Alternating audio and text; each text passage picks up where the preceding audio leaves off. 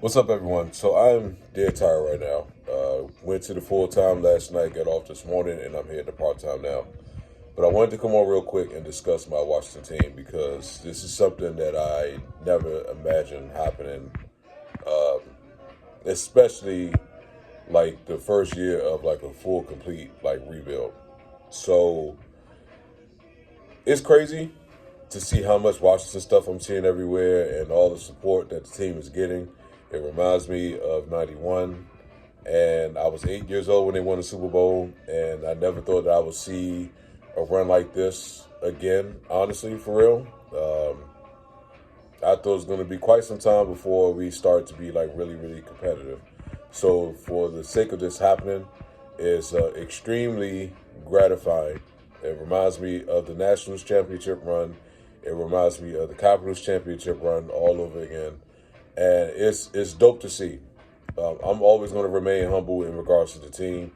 I'm never the boisterous type or, saying that this is going to happen and talking shit about another team and things like that. That's never been my style. So I'm going to continue to keep staying humble, as Kendrick Lamar would say.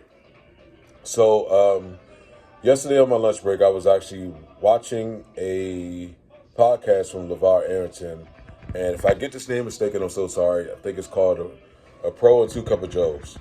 And the analogy he gave of how the franchises ran with Dan Snyder was funny, but it was so perfect in the way it was done.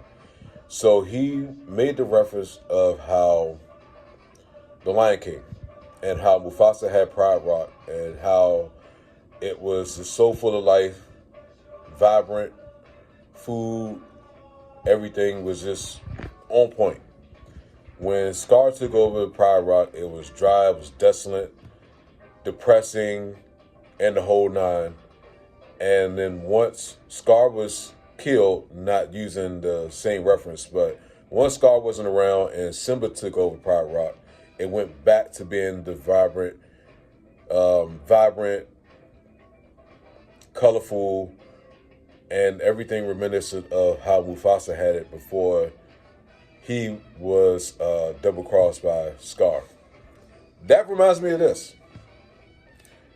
When Jack Kent Cooke had the team before, everything was great. The games were always sold out. Stadium was packed to death. And it was just so great to be a part of the franchise or be a fan of the franchise because of the history and the whole nine.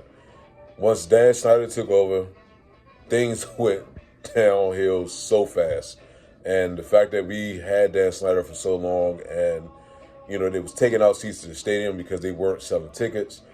No one was showing up to games. It became more so like a visitor's home than an actual home game.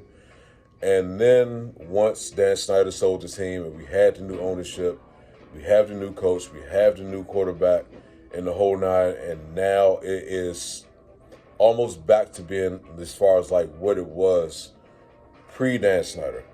I'm dying to see what next season is going to be like in regards to like the home attendance now that the team is doing so great, and I'm really, really curious. I keep my fingers crossed. I hope and pray that they do pull this off on Sunday, man. And if they pull this shit off Sunday, I don't know what I'm going to do with myself, man. I don't know what I'm going to do with myself. Like, I'm still in amazement that they beat Detroit, to be quite honest. And, I'm looking to see what else happens from this, man.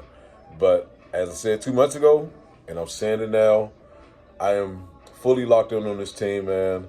Regardless on whatever happens, if they don't pull it off Sunday, I'm still extremely happy as far as the way the season went. And the way that this team has fought all season long and surprised a lot of people, man.